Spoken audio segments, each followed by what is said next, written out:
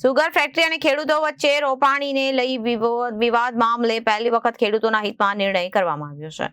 ગુજરાત રાજ્ય ખાંડ ઉદ્યોગ સંઘ દ્વારા ઓક્ટોબરમાં શેરડી રોપાણ કરવાની સૂચના દક્ષિણ ગુજરાતમાં સહકારી ધોરણે ચાલતી સુગર મિલોમાં શેરડી રોપાણને લઈ બધા માટે સરખો સમય નક્કી કરવામાં આવ્યો ન હતો. કોઈ સુગર મિલો ઓગસ્ટના અંતમાં તો કોઈ સપ્ટેમ્બરમાં અને કોઈ સુગર ફેક્ટરીમાં ઓક્ટોબરમાં રોપાણ થતું હોય છે. પહેલી વખત ખેડૂતોના હિતમાં નિર્ણય ગુજરાતમાં રાજ્ય ખાંડ ઉદ્યોગ સંઘ દ્વારા ઓક્ટોબરમાં જ શેરડી રોપાણ કરવાની સૂચના દક્ષિણ ગુજરાતમાં સહકારી ધોરણે ચાલતી સુગર મિલોમાં શેરડી રોપાણને લઈને બધા માટે સરખો સમય નક્કી કરવામાં આવ્યો હતો. કોઈ સુગર મિલો ઓગસ્ટના અંતમાં તો કોઈ સપ્ટેમ્બરમાં અને કોઈ સુગર ફેક્ટરીમાં ઓક્ટોબરમાં રોપાણ થતું હોય છે. હવે નવસારી કૃષિ યુનિવર્સિટીના સંશોધન બાદ ગુજરાત રાજ્ય ખાંડ ઉદ્યોગ સંઘ દ્વારા ઓક્ટોબરમાં શેરડી રોપાણ કરવાની સૂચના આપવામાં આવી. ખાંડ ઉદ્યોગ સંઘ દ્વારા પહેલી વખતે ખેડૂતોના હિતમાં નિર્ણય લેવામાં આવ્યો હતો. ખેડૂતોમાં ખુશીની લહેર જોતા જ ખેડૂત આગેવાન જયેશ પટેલની મહેનત રંગ લાવી હતી.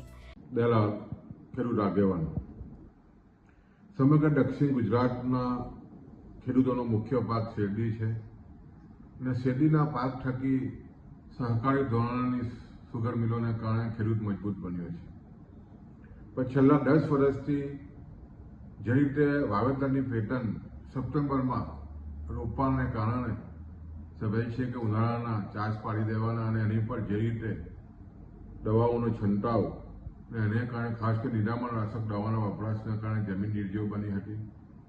ખેડૂતોની ખૂબ જ મોટી લાગણી હતી કે વાવેતર ઓક્ટોબર મહિનામાં કરવામાં આવે. એના અનુસંધાનમાં ખાંડ ઉદ્યોગ સંઘની મિટિંગમાં આવનારા દિવસોમાં જે રોપાણ છે ઓક્ટોબરમાં કરવાની નક્કી કરવામાં આવ્યું છે. ખૂબ જ ધન્યવાદને પાત્ર છે. છેલ્લા 2 વર્ષથી સતત ખેડૂતોની લડતને ન્યાય મળ્યો છે અને ખાસ કરીને જ્યારે સતત શેરડી બનતી હોય ત્યારે લીલો પ્રવાસ અને ત્યાર પછી ઓક્ટોબરના વાવેતરની જે મુહિમ છે અને ખાસ કરીને વૈજ્ઞાનિકોની જે ભલામણ છે એ તમામ સુગર ફેક્ટરીના સંચાલકોએ સ્વીકારી છે.